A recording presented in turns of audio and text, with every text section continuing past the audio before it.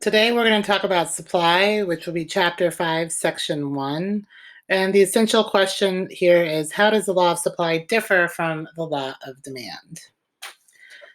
Demand, remember, is the consumer side of economics. It's the things that, as consumers, we want to go and buy things, and we want to have things in the market that we want. Supply is the production side of that. These are the producers who are going to help produce those items that we are demanding. Producers have to decide how much of a product they are willing to sell. A producer might decide to offer one amount for sale at one price and a different quantity at another price. We do see this with car manufacturers. Honda, for example, has their lower priced vehicles, which are Honda, but then they do sell Acuras, which tend to be a little bit higher price, and they consider them more of a luxury car. And then they're selling them, they're pretty much the same engines and things like that, but they just have a few minor tweaks and things like that to make them a little different in terms of like the way the bodies look or the things that you get with it, all the bells and whistles, but they're selling them at completely different prices, even though they're manufactured pretty much by the same company. So the definition of supply is the amount of a product that would be offered for sale at all possible prices that would prevail in the market. With the law of supply, like the law of demand, producers are receiving money for their products. It's no surprise that the more money they get, the more they're willing to sell. Producers want to make a profit. Profit is any money they have left over after they've paid off all of their bills and production costs. The more money they have left over afterwards means the more money they have to make them wealthier, and that's really what they want. They're motivated to gain wealth. The supply is the principle that suppliers will normally offer more for sale at higher prices and less at lower prices. The concept of supply, like demand, can be illustrated in the form of a table or a graph. Supply schedules, if you remember, just like a demand schedule, is that table, is a listing of the various quantities of a particular product supplied at all possible prices in the market. So you just look across, they have the price on one column and they have the quantity supplied on the other column, and those are what you're going to be looking at. There are going to be curves in this one as well. Individual supply curves show how the quantity that a producer will make varies depending on the price that will prevail in the market. So the market does hold up what the price is, where supply and demand meet, because it forms an X where they meet in the middle as the equilibrium price, and that's what they mean by the price the market will bear.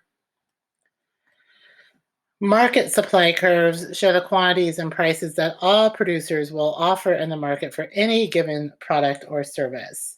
So the first one is individual, and the second one is all of the companies.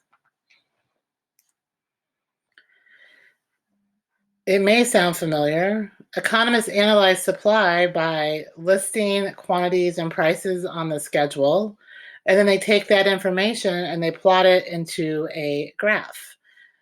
And this one is this upward slope. It's different than demand. Demand is the downward slope where the prices are high. There's not as many people who want to buy. And this is the opposite. When the prices are low, they supply low, and when the prices are high, they're going to supply more.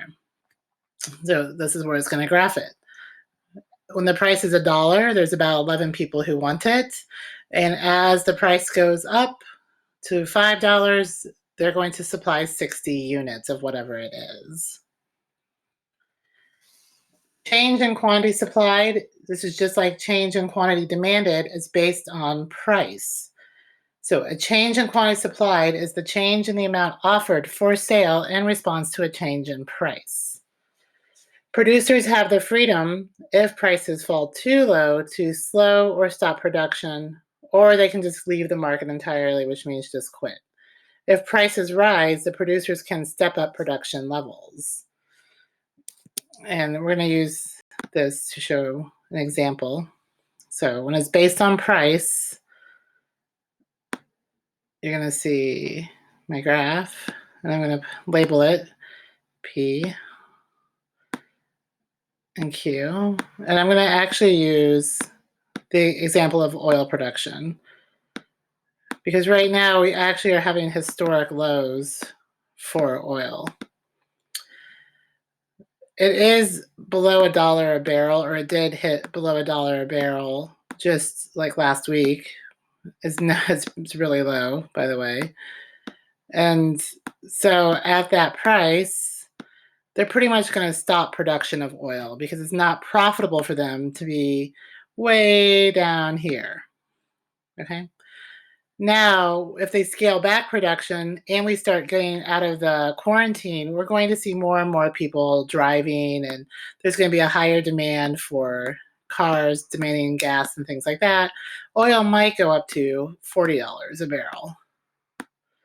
When it goes up to $40, we're suddenly going to see production and supply go up with it because that's what they want. So here's my original S. And then here's my new S. So it's going to be my new S1. So when production increases, we're going to come up. And now we're going to go to, let's just say 50 barrels supplied. Here, less than 1. Well, let's make this 1 to make it clean. Okay.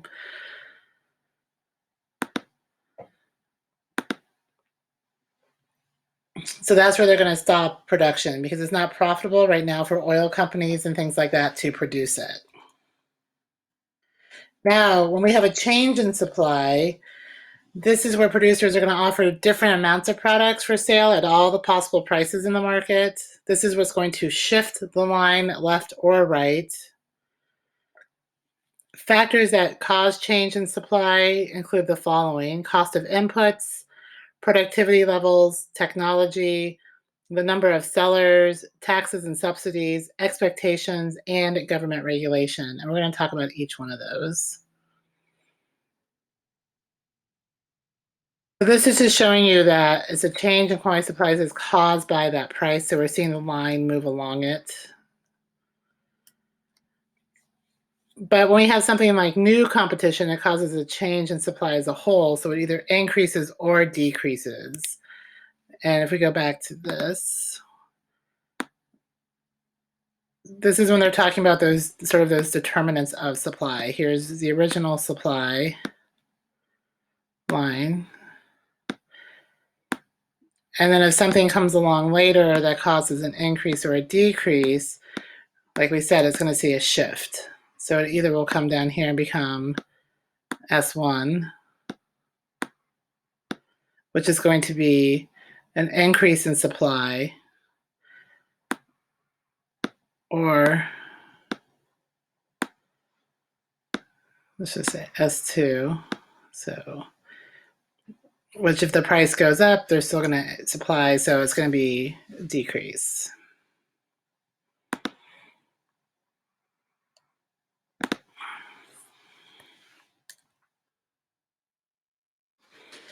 So cost of inputs. An input is the materials that you use to make whatever your product is. If you're going to make ice cream, you need things like rock salt, sugar, cream, flavorings like vanilla or cocoa powder and things like that to help make your ice cream. If the cost of those suddenly go up, you're going to find yourself producing less ice cream because of the fact that it costs you more to make it. Now, if the prices drop on, let's just say milk, because there is a dairy surplus right now, then maybe you're going to be like, oh, I can actually make more ice cream, but it's going to cost me less. So if I'm still charging $3 a scoop, but it costs me less to make it, I'm actually going to be making more profit. So cost of inputs affects how much you're going to make. Productivity also is another one to consider. When productivity increases, more can be produced at every price. So when Trump said for GM and Ford to start making ventilators, they stopped producing cars and switched to increasing productivity of ventilators to get more ventilators on the markets for America. Technology sometimes ties into productivity. When we have a new form of machinery or chemicals or some kind of new process that lowers the cost because it's cheaper to make it, because you can make it faster and things like that, it also will affect your price. This happened with America in the 1980s with Japan automakers and American automakers, and we're going to talk about that example in a few minutes. Taxes and subsidies also affect productivity. Taxes are when the governments are charging money for things. The firms see that as taking money away from them. With the tariff war happening with China currently, a lot of goods that are imported by American companies now have a tax added that they have to pay for. They can either pass that along to the consumer, which means the prices will rise, or they're just going to order less of it, and that means supply will decrease. Subsidies are when the government will give money to businesses to help them. Sometimes you hear these as like bailouts and things like that, but what it is it helps lower production costs and makes it cheaper for the companies to operate. So maybe during times of a potential recession, it helps keep those companies manufacturing longer, which means they keep people employed and it's good for the economy that way. They do not have to pay back subsidies. Expectations, if producers think the price of their product's going to go up, then they're going to hold some of the supply back. Oil companies will do this. OPEC, they may have a surplus of oil right now in their hands, but what they're going to do is they're going to store it and they're going to wait until the prices of oil start to rise, and then they're going to release some of that supply. As the prices rise higher, they'll release more of the supply. Government regulations, whenever the government creates new laws and legislation that restrict the production capacity of companies, it makes products become more expensive. Usually we see this in the form of environmental regulations. If they're trying to make companies be less toxic to the environment, it costs the companies money to put in new HVAC systems or filters to help catch particulate matter. All these things cost the companies more money to flip production around to make it safer for the environment. And by doing that, it makes it more expensive for the company, and they have to pass that cost along somehow, whether that means scaling back production or raising the prices.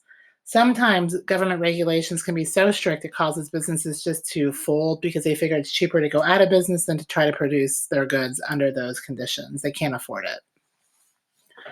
Also, the number of sellers entering the market affects supply curves. Motorola developed the cell phone. They were the only ones in the market for a while. They had the corner on the market. They owned it. It was theirs. But as more and more competitors started joining, like Nokia and Apple and things like that, Motorola suddenly had competition. And that competition was driving them on how they have to control their prices. As more and more people join the cell phone market, we suddenly have a lot of choices to choose from when it comes to that. And that means the prices are usually fairly similar. So here's the example I was talking about with Japanese and American manufacturing in the 1980s. Japanese car manufacturers use more robots to build cars. By using robots, which is the technology piece, this also ties into productivity, they can manufacture a lot of cars much cheaper at a faster rate than American car manufacturers could. The reason why American car manufacturers still largely hand built their cars because of the unions. This made American cars like Ford, GM, and Chrysler much more expensive to buy than Japanese cars that could just crank them out with the robots. I told you the determinant is going to be technology and productivity. And then the supply graph is going to look like this. So technology explains the situation. The Japanese are using their robots. They can produce more supply than the American manufacturers. And so you see that there's more being produced. So supply will shift down to the right. And if it goes up, it's going to be less.